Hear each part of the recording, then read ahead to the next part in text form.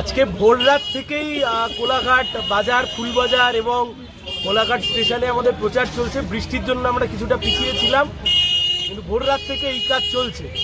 উপস্থিত রয়েছে প্রাক্তন বিধায়ক অঞ্চলের ইব্রাহিম আলী, সেও এখানে উপস্থিত ছিল। গোটা আমাদের এই কর্মসূচিতে মানুষের অভূতপূর্ব সাড়া। দেখুন, আমরা যারা বামপন্থীরা সিপিআইএম করি, বামফ্রন্ট করি, আমরা মনে করি মানুষের মাঝেই শক্তি লুকিয়ে আছে। গণতন্ত্রের মূল শক্তির যে উৎস তা মানুষ। তাই জন্য বারবার আমরা এখন হাটে বাজারে বিভিন্ন এলাকাতেই যাওয়ার জন্য স্বচ্ছন্দ বোধ করছি।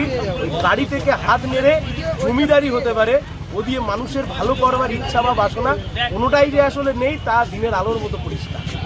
মনোনীত সিপিআইএম প্রার্থী কমরেড সায়ন ব্যানার্জি, কলকাতা হাইকোর্টের আইনজীবী, আমরা আশা রাখবো আপনারা তাকে আশীর্বাদ করবেন।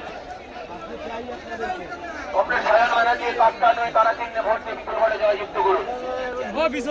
অথচ কোনো নিয়োগ হচ্ছে না, কোটি কোটি টাকা তারা আত্মসাৎ করে আজকে নেতা মন্ত্রীরা জেল জুড়ে বিজেপি, তারাও ইলেকট্রাল বন্ডের নামে কোটি কোটি টাকা মানুষের কাছ থেকে আত্মসাৎ করেছে।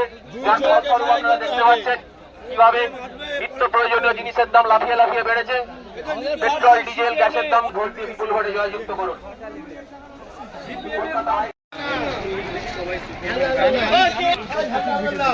সায়ন ব্যানার্জি আমাদের প্রার্থী, আশীর্বাদ করবেন, রাস্তা করি তারা ভোটটা দেবেন।